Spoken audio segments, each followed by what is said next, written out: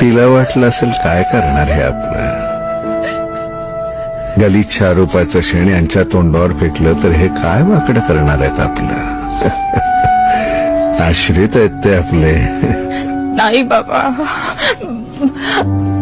रंगभूमीवरचा मान मरात आणि हेवा वाटावा असा ऐश्वर्य भोगलेला हा कलावंत, ज्याच्या पाठीवर सरस्वतीच्या मोठमोठ्या उपासकाने हात ठेवले, तो हा नट सम्राट यांच्या दाराशी लाचार कुत्रा होऊन पडलाय.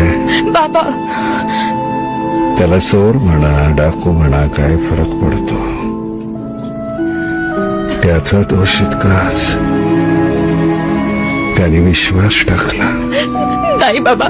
बाबा, चुकली तुमची चिमणी. नाही ग, नाही शोभत तुझ्या तोंडात ते. माझी चिमणी होती, गेली, मेली ती.